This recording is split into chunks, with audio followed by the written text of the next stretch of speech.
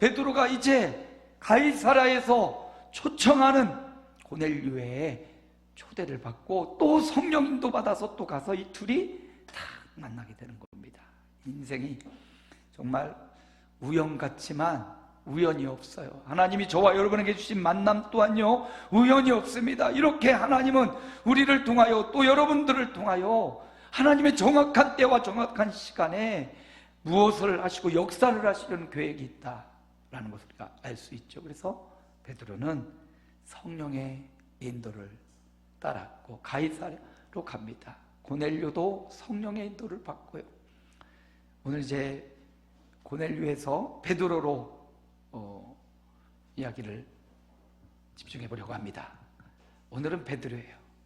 고넬료도 기도하다가 주의 천사의 환상을 보았듯이 오늘 베드로도 오늘 기도하다가 하늘이 열려지고 환상을 보게 됩니다. 오늘 베드로의 일상을 한번 살펴보기 원합니다. 지도 다시 한번 또 보여드릴게요. 사도행전은 지도가 좀 중요합니다. 아프리카 왜 지중해 동그라미 친 데가 이스라엘, 아주 조그만 나라예요. 대한민국 보이시나요? 제가 오른쪽에 있는 이스라엘 정말 조그만 나라죠. 이걸 좀 확대해 보면 이 지중해 연안이 이렇게 나오죠. 이 지도에서 우리가 볼 수 있는 빨간색이 베드로가 이렇게 첫 번째 움직이고 파란색이 두 번째로 움직이던 베드로의 여정을 보고 있습니다. 베드로가 예루살렘 중심에 사역을 하다가 사마리아에 가서 빌립과 함께 복음을 전하여 성령이 임했죠. 다시 예루살렘으로 돌아왔습니다. 그리고 루다 그 지역에 있는 마을에 가서 애니아를 고치고 수많은 마을에 복음을 전하지요. 그리고 욥바로 가서 다비다를 살리고요. 지금 베드로는 욥바의 무두장이 시몬의 집에 머물러 있습니다. 무두장이는 가죽 세공업자 같아요. 그 당시 동물의 가죽 같은 걸로 옷도 만들고 장식품도 만드는 그 집에 여러 날 머물고 있는 겁니다. 그리고 이제 성령의 인도를 따라 저 위쪽에 가이사랴, 헤롯 대왕이 로마의 황제를 시저라고 하죠. 가이사랴, 이게 황제의 이름이거든요. 황제의 칭호. 그래서 황제에게 바치며 이 가이사랴라는 도시를 만들었어요. 로마의 문명 또 항구의 도시 가이사랴입니다. 그곳에 머물러 있는 백부장과 베드로가 지금 만나려고 하는 장면을 오늘 말씀에서 보고 있죠. 자, 오늘 베드로의 일상을 봅니다. 베드로의 일상을 보면 베드로는 뭐 하고 있나? 오늘 말씀에 무두장이 시몬의 집에 앉아 있는데요. 9절 말씀 함께 읽습니다. 이튿날 그들이 길을 가다가 그 성에 가까이 갔을 그때에 베드로가 기도하려고 지붕에 올라가니 그 시간 제6시더라. 베드로는 지금 기도하려고 지붕에 올라갔습니다. 다락에 올라갔어요. 기도하러 가고 있습니다. 기도하고 있는 겁니다. 고넬료도 기도하다가 천사가 나타나고 고넬료도 기도하다가 베드로를 초청하라라는 명령을 받았습니다. 그리고 두 아인을 보냈어요. 그 밤에 보냈는지 아침에 일찍 보냈는지 아마 저녁같이 보냈을 것 같아요. 밤이 지나 이제 6시니까 유대인은 일어나는 시간이 1시래요. 그래서 6시쯤 1시가 되고요. 6시면은 12시 정도 됐어요. 12시쯤 이제 고넬료가 보낸 사람들은 무두장이 시몬의 집에 물어물어 지금 찾아왔습니다. 바로 그 즈음에 베드로는 기도하려고 시장한데 이제 지붕에 올라가서 기도하고 있는 겁니다. 유대인들은 보통 두 끼를 먹었다고 해요. 한 아침에 10시쯤에 한 끼 먹고 한 3시나 4시 정도에 두 번째 끼니를 먹었다고 해요. 근데 오늘 보니까 12시가 다 됐는데 베드로가 지금 시장에요. 아침을 아마 못 먹은 것 같아요. 그래서 사람들이 먹을 걸 준비하러 가는 동안 베드로는 지붕에 올라가서 지금 기도하고 있어요. 배고픈데 기도하고 있는 베드로의 모습을 볼 수가 있습니다. 근데 보니까 너무나 오묘해요. 이 시간이 고넬료는 어제 기도하다가 하나님의 지시를 받고 사람을 보내고요. 이 사람들이 열심히 찾아와 무두장이 시몬의 집을 지금 찾아오고 있는 바로 그때쯤 베드로는 옥상에 올라가서 또 기도하고 있어요. 하나님의 교신을 서로 받고 있는 것 같지 않아요? 고넬료는 하나님의 교신을 받아서 사람을 보내고 이제 그쯤 됐을 때 베드로도 올라가서 또 하나님과의 교신을 해요. 그래서 우리가 기도할 때 이렇게 손을 모으고도 기도하고 가끔 이렇게 손을 올리고도 기도를 하잖아요. 한번 손 한번 두 손 올려보실래요? 만세 하고 손 한번 올려보세요. 예. 이게 뭐냐면 우리 선배 목사님 그러더라고. 하나님 앞에 안테나를 올리는 거라고. 주님 내 기도를 들어달라고 두 손을 들고 기도하기도 하죠. 근데 이 교신이 되는 것 같아요. 고넬료와 교신한 하나님이 그 다음날 베드로와 또 교신을 합니다. 그래서 하나님이 환상을 보여주고, 야 이제 문 앞에 그들이 찾아왔다, 내려가서 그들에게 물어보고 그들을 맞아들이고 그들이 말하는 대로 의심하지 말고 가라, 이런 이제 교신이 이루어지는 장면이 오늘 본문에 포함되어 있습니다. 근데 보니까 베드로는 예수님의 수제자였어요. 첫 번째 아주 중요하고 아주 훌륭하고 예수님의 말씀을 잘 받아서 따라하던 제자가 바로 베드로입니다. 근데 베드로가 지금 시장하고 복음이 점점 사마리아에서, 루다에서, 요바로에서 이렇게 막 복음이 점점점 막 차오를 그때 뭐하고 있어요? 기도하고 있다라는 거예요. 베드로는요 늘 보았습니다. 주님의 뒷머리를 봤을 거예요. 기도하시는 주님을 봤을 겁니다. 겟세마네 동산에서도 주님이 베드로, 요한, 야고보는 따로 좀 데리고 가시고 거기 두고 돌 던질 만큼 또 나가서 거기서 부르짖는 주님의 소리를 아마 베드로가 들었을 거예요. 변화산에서도 보면 베드로, 야고보, 요한을 데리고 변화산 높은 곳에 올라가셨습니다. 거기서 예수님의 얼굴이 막 변형될 때 베드로 뭐하고 있습니까? 자고 있어요. 졸고 자다가 깜빡 깨보니까 변화된 예수님의 모습과 모세와 엘리야가 보이는 겁니다. 그래서 졸다가 여기가 좋사오니 초막셋을 지읍시다 그러죠. 네. 근데 졸고 있어도 자고 있어도 한시 동안도 깰 수 없더냐 책망을 들어도 베드로는 보고 있습니다. 뭘 보고 있습니까? 기도하는 주님을 보고 있어요. 기도하고 계시는 주님의 소리를 듣고 있어요. 이제 예수님이 부활하고 승천하셨습니다. 성령을 주셨습니다. 이제 베드로는 혼자 남은 것 같아요. 그런데 혼자 남은 베드로가 하는 게 뭡니까? 기도하는 거예요. 보여주고 보여주었더니 베드로가 기도의 자리를 찾아가더라는 거지요.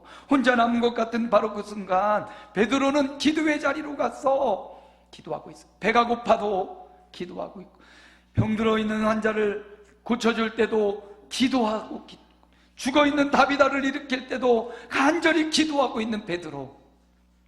수많은 장면에서 기도하는 베드로의 모습을 보여줍니다. 베드로의 일상이 무엇이었냐? 일상이 기도였고 기도가 일상이었던 베드로, 그처럼 예수님의 기도하는 모습을 바라보던 베드로가 이제는 우리에게 보여주고 있어요. 기도하는 모습을 저와 여러분에게 지금 보여주고 있습니다. 뭐 하라고? 너희도 기도하라고, 우리도 기도해야 된다고 주님이 보여주셨던 그 기도의 모습을 베드로도 우리에게 보여주고 있습니다. 믿음의 선배들도 이런 위기의 순간에 기도하는 모습을 보여줬어요. 이 나라의 민족 어려운 위기를 극복해오고 그럴 때마다 믿음의 선배들은 뭐 광화문에 가고 어디 나가는 게 아니라 기도의 모습을 보여주지 않았습니까? 기도. 우리의 자녀들, 우리의 자손들이 잘 살게 하는 방법도 부모된 저와 여러분이 기도의 모습을 물려줘야 돼요. 우리 다음 세대에게, 우리 자녀들에게, 우리 교회의 다음 세대에 우리가 무엇을 보여줘야 됩니까? 기도하는 모습을 보여줘야 돼요. 물론 성공하고 잘 살고 돈 많이 벌고 이것도 보여주는 것 중요합니다. 그러나 그것보다 더 중요한 건 기도의 모습을 보여주는 거예요. 예수님은 기도의 모습을 끊임없이 보여줬고요, 베드로는 그 모습 보고 그도 배고파도 배불러도 아파도 힘들어도 기도하는 모습을 우리에게 지금 보여주고 있어요. 우리도 기도의 모습을 보여줘야 됩니다. 자녀들은 하라는 대로 살지 않고요, 보여주는 대로 산다고 말합니다. 말한 대로, 지시하는 대로, 가르치는 대로 살지 않고 보여주는 대로 산다고. 오늘 저와 여러분이 기도하는 모습을 보여줄 때 지금은 변하지 않고 지금은 잘고 있고 지금은 졸고 있고 지금은 잘못 판단하고 있을지라도 그들은 알아요. 이 어려움의 순간 선택의 기로에 놓였을 때 우리 엄마 우리 아빠는 뭘 했지?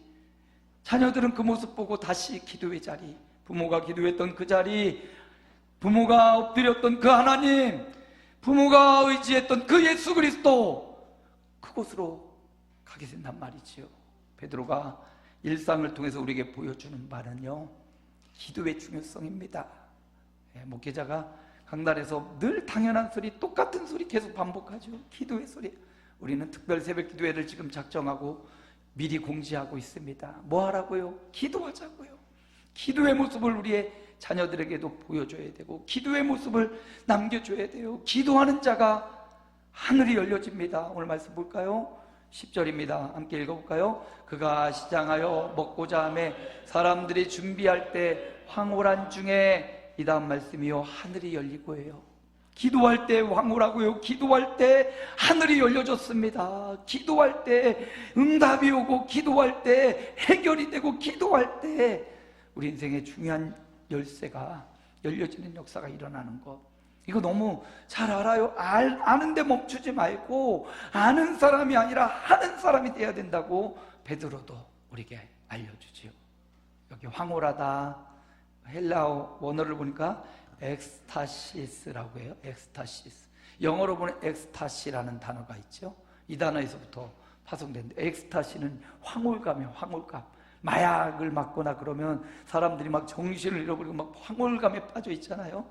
마치 그런 황홀함이, 언제? 기도할 때 황홀한 이 경험을 했다는 겁니다. 기도하는 것이 바로 황홀함이라는 거예요. 우리가 언제 황홀합니까? 여러분, 돈 잘 벌 때 황홀함, 주식이 막 올라갈 때 황홀한가요? 여러분, 자녀들이 잘 될 때, 맞아요, 그럴 때 황홀합니다. 그런데 베드로는 기도할 때 황홀했다. 기도할 때 하늘이 열렸다. 기도할 때 역사가 일어나고, 기도할 때 죽은 자가 살아나고요. 예, 기도할 때 황홀해집니다. 또 다시 말하면요, 기도하면 황홀해진다 라는 말씀도 되고요, 기도가 곧 황홀한 시간이다, 이것도 돼요. 기도할 때 여러분 답답하고 힘들어도 그 기도하는 그 시간이 하나님이 볼 때는 가장 황홀한 시간, 하나님이 보시기에는 그 기도의 시간이 짧을 수도 있고 길 수도 있지만 그 기도의 시간을 하나님이 보시고 황홀해 하신다는 말씀이기도 합니다. 그래서 두렵기도 하고 문제가 해결되지 않았고 어렵기도 하지만 여러분, 그 순간 바로 고개를 숙이고 기도하시기 바랍니다. 즉시 하나님이 황홀함을 주시고 마약을 맞아서 엑스타시가 아니라 기도하여 하나님의 임재를 통하여 황홀함을 경험하고 기도하여 하늘이 열려지는 이런 위대한 역사가 있기를 축복합니다. 우리 하나님은 분명히 들으시고 응답하는 분이셔요. 우리 하나님은 반드시 귀를 기울이시는 분이십니다. 듣기에도 충분한 들을 수 있는 귀가 있는 분이셔요. 그래서 기도하는 삶, 요즘 저의 인생에도 여러 가지 저는 삶의 크고 작은 문제들이 막 오잖아요. 그거를 요즘 제가 이미지로 그려보면 잔잔한 호숫가에 돌이 하나씩 떨어지는 거예요.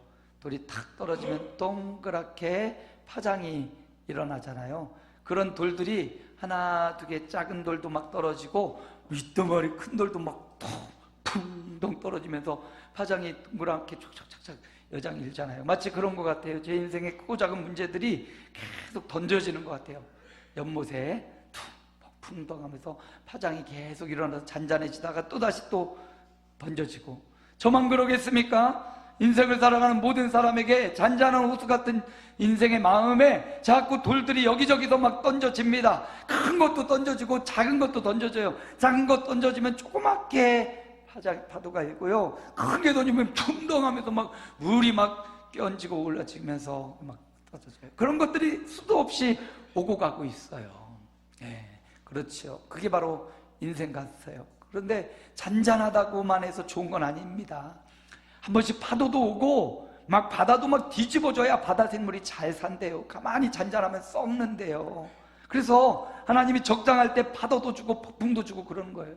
잔잔한 호수 같지만 그곳에 돌멩이도 던져지고 바위도 던져지고 막 나뭇가지도 던져지고, 그게 우리를 죽이는 것 같지만 그게 연못을 살게 하는 또 힘이기도 하대요. 저에게도 그런 것들이, 크고 작은 것들이 막 던져지는 게 막 그려지면서 하나님 앞에 막 기도하는데, 간절하게 하나님 앞에 기도하는데 부활하신 예수님께서 제 곁에 나타나셔서 제 어깨를 토닥토닥, 이게 막 가짜 같은데 진짜예요.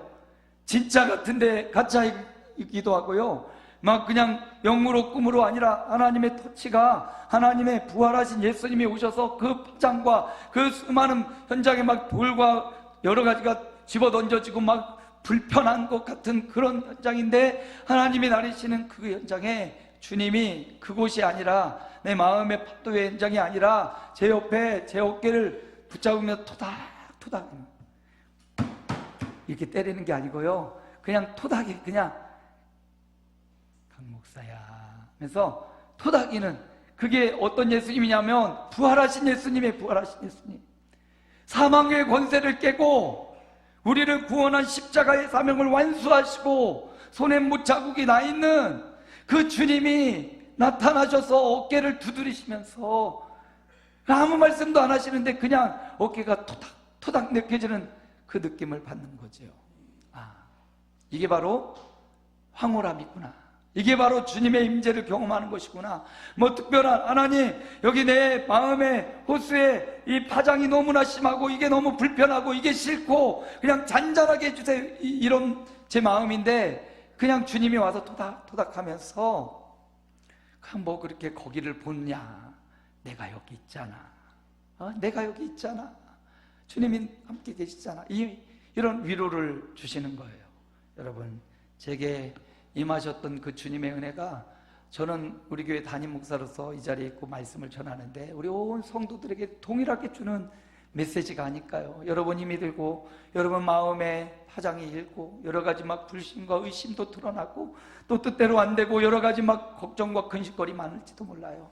근데 주님이요, 저의 어깨를 직접 부활하신 주님이 토닥토닥 하셨듯이 여러분의 어깨를 동일하게 토닥거리고 여러분의 마음의 근심과 염려를 주님이 수용해 주시고 여전히 변하지 않았지만, 그러나 그 가운데 정화가 일어나고 그 가운데 생명의 역사가 일어나듯이 여러분의 어깨를 토닥이시는 주님의 손가락을, 주님의 어루만지심을 경험하는 황홀한 순간들 되시기를 축복합니다. 기도는 우리를 이렇게 황홀하게 합니다. 기도는 우리를 힘있게 하고 하늘이 열리게 만듭니다. 그러므로 여러분, 기도의 모습, 기도의 등짝, 기도의 뒷모습을 보여줄 수 있는 저와 여러분의 삶들이 되시기를 주의 이름으로, 예수님의 이름으로 축원합니다. 베드로의 일상은요, 기도하는 일상이었어요. 그래서 누구 보고 배웠나? 주님 보고 배웠습니다. 베드로가 우리에게도 또 보여주고 있습니다. 오늘 우리도 기도의 뒷모습을 보여주고 기도의 신음소리, 부르짖음을 보여줄 수 있는, 기도가 일상이고 일상이 기도였던 베드로를 본받아가는 오늘 하루, 결단의 하루가 되시기를 축복합니다.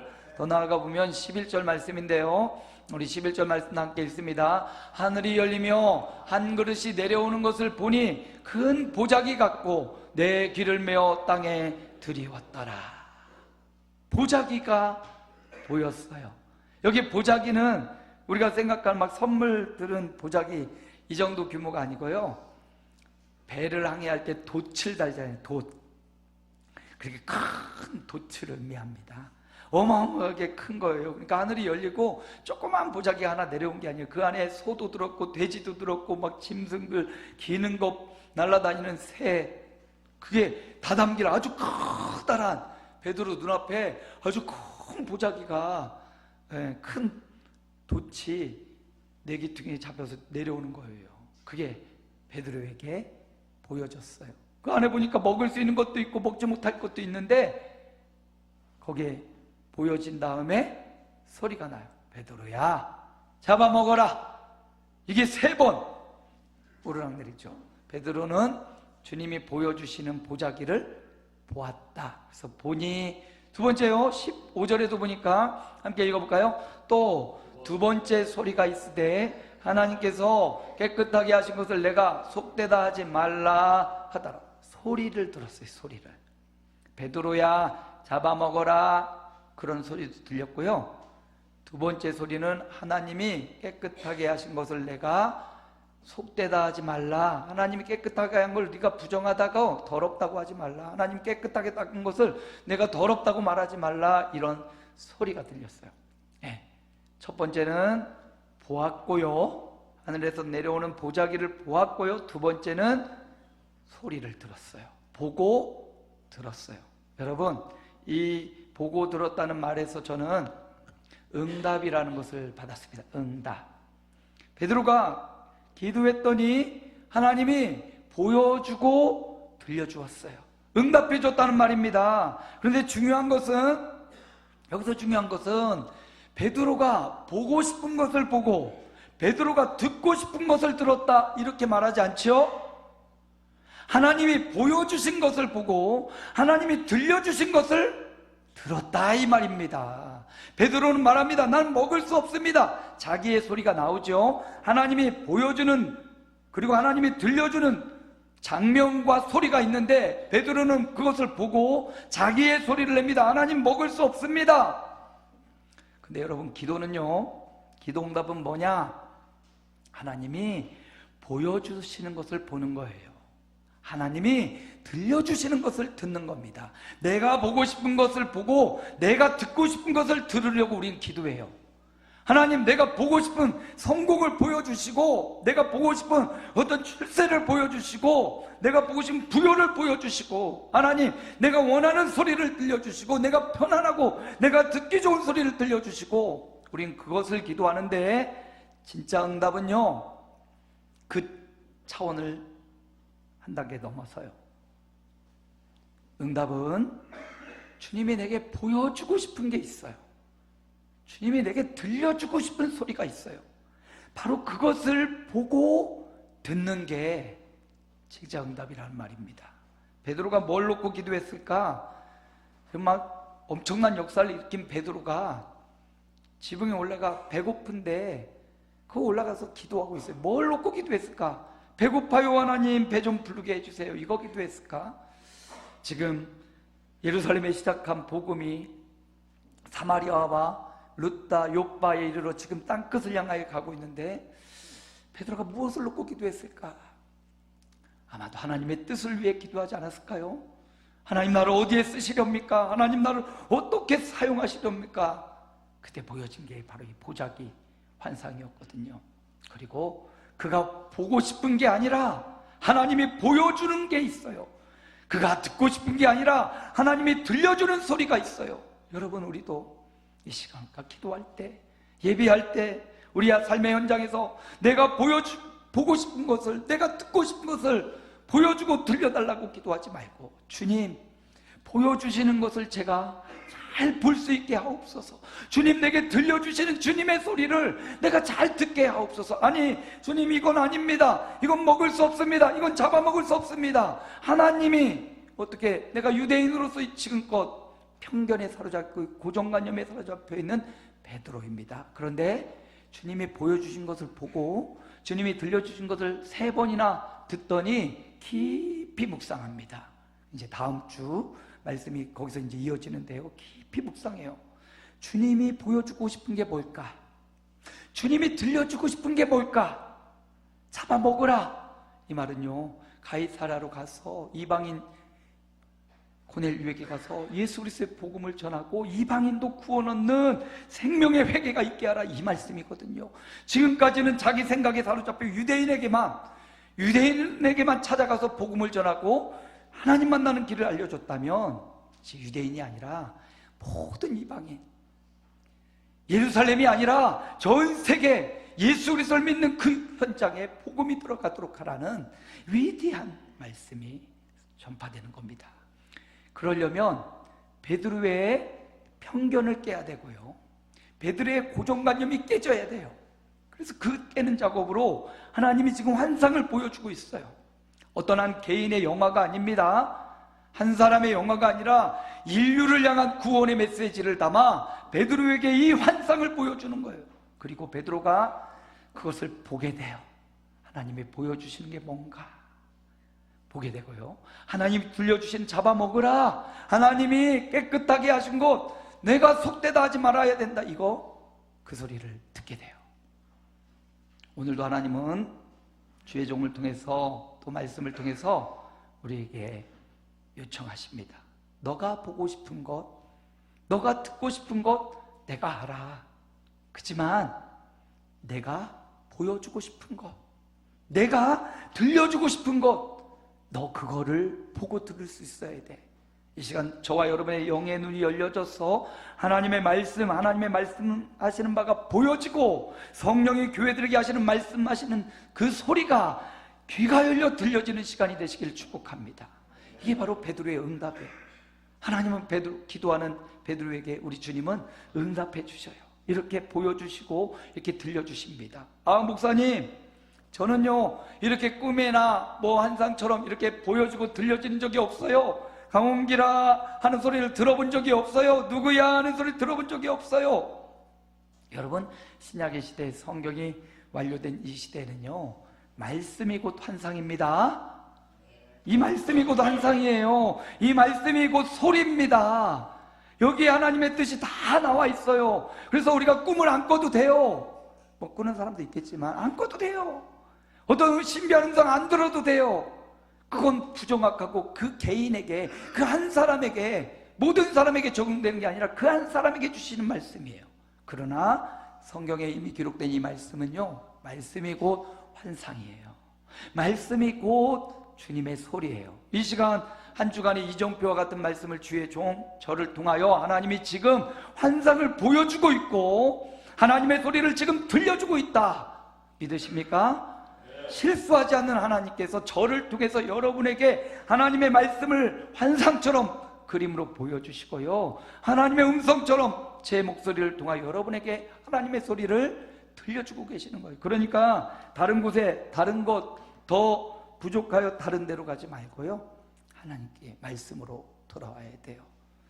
한 주간 강단에서 선포되는 그 말씀이 한 주간의 이정표의 말씀이고 그 한 시간 이 말씀으로 부족하니 매일매일 여러 번 말씀을 묵상하시고 어찌하였고 묵상 하루에 한 절씩 우리 홈페이지에 올라가는 말씀도 묵상하시고 내게 주시는 하나님의 환상은 무엇인가 하나님의 말씀을 읽어가면서 그 말씀을 환상을 봐야 되고요 그 말씀을 통해서 하나님이 들려주신 음성을 들을 수 있어야 되죠. 오늘 베드로는 그걸 했던 겁니다. 주님이 보여주신 것을 기도하면서 보았어요. 주님이 들려주시는 주님의 음성을 들었습니다. 바로 그거예요. 오늘 베드로의 일상 기도했고 베드로의 일상 하나님이 보여주신 걸 받고 들려주신 것을 들었습니다. 우리 오늘 함께 예배하는 저와 여러분도 주님의 보여주심, 주님의 들려주심 보고 들을 수 있는 눈과 귀가 열려지시기를 축복합니다. 마지막 하나 더 볼까요? 14절입니다. 함께 읽습니다.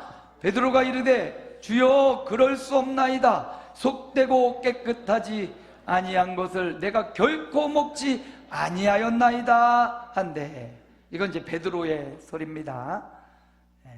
주님의 소리는 들었고 베드로의 소리를 한번 들어봅시다. 먹을 수 없습니다. 평생 저렇게 부정한 거 유대인들은 돼지 안 먹잖아요. 돼지고기. 소고기는 먹어요. 독수리 이런 거 안 먹잖아요. 닭은 또 먹어요. 먹어야 될 게 있고 먹지 말아야 될 게 레위기에 보면 율법에 딱 나타나 있어서 유대인들이 이걸 철저히 지킵니다. 우리 주변에도 채식주의자가 있잖아요.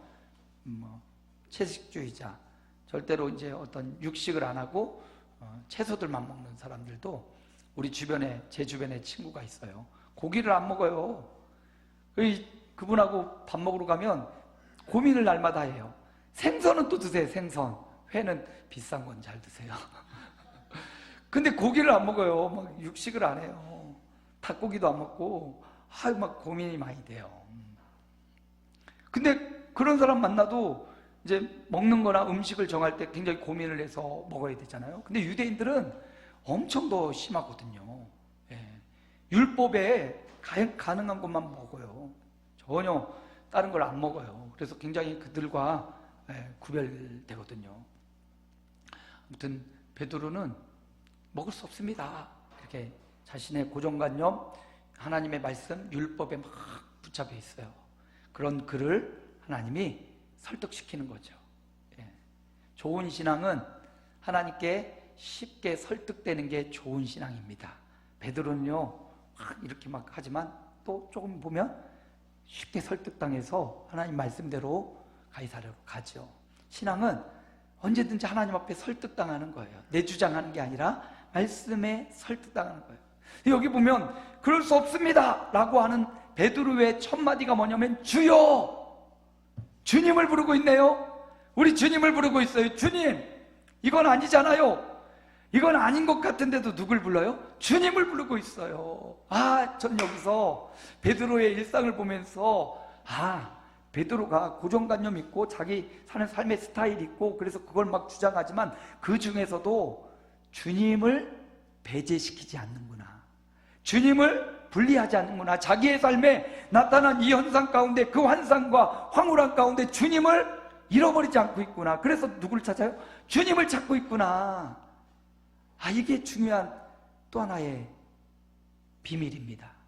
여러분, 저와 여러분의 삶에서요, 독립적이고 주관적인 삶을 살아가는 것 같지만 우리 주님이 우리와 함께 하십니다.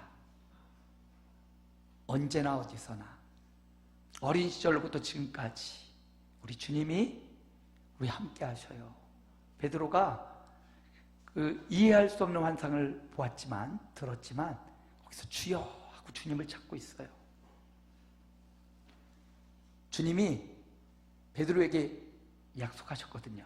뭐라고 약속했냐? 28장, 마태복음 28장 20절입니다. 주님이 이렇게 약속하셨거든요.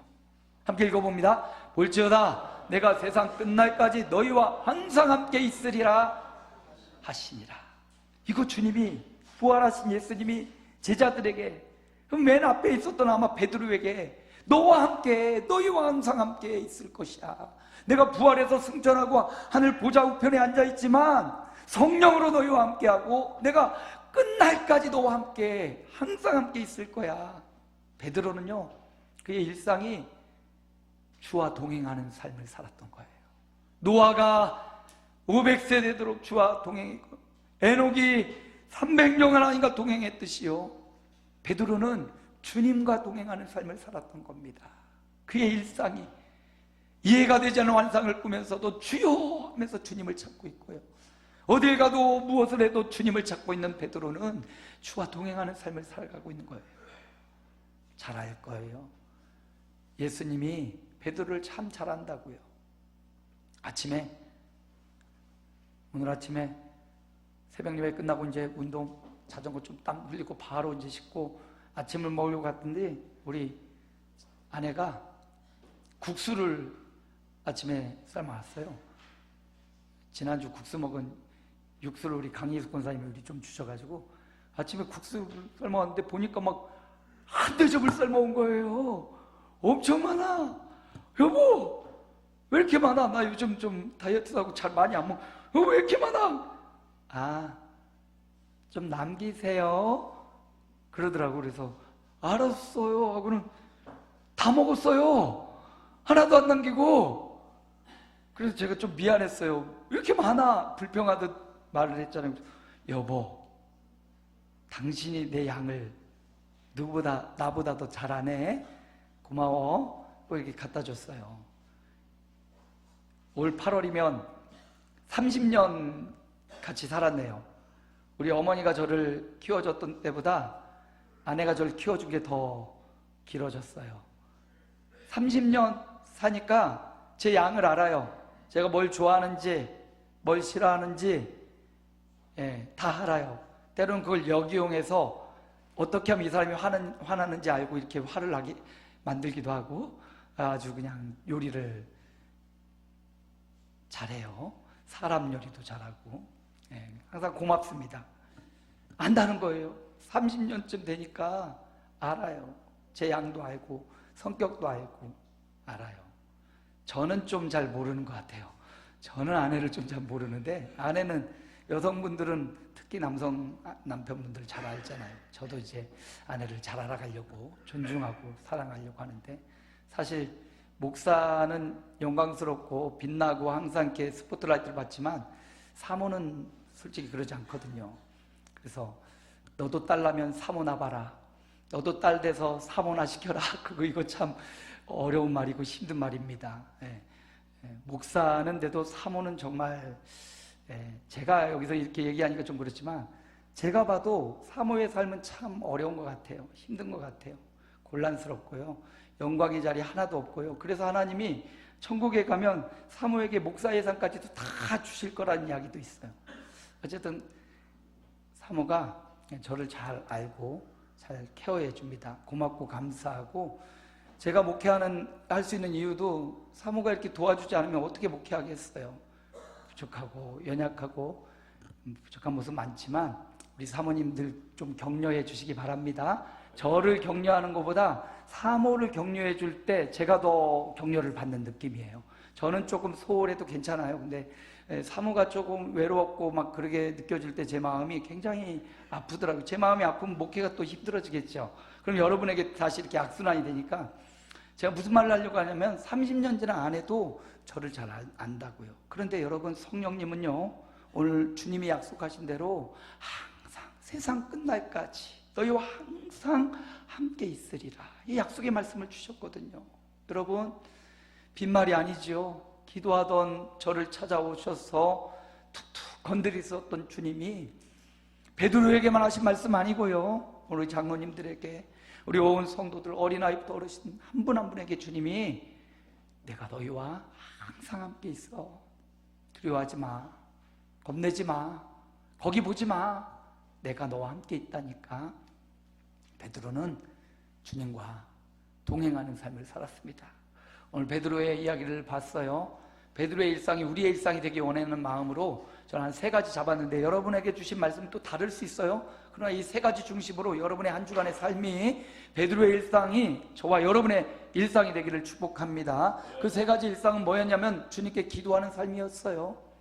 일상이 기도, 기도가 일상이었던 베드로였습니다. 또 베드로는 주님께 응답받았어요. 내가 보고 싶고 듣고 싶은 거에 집착하지 않고요, 주님 보여주시는 것, 주님이 말씀하시는 것 듣고 그걸 응답으로 받았습니다. 그리고 주님과 동행하는 삶으로 주여 주여 찾으며 주님과 동행하는 일생을 보냈던 베드로였습니다. 오늘 저와 여러분의 일생도 그런 일생 되기를 축복합니다.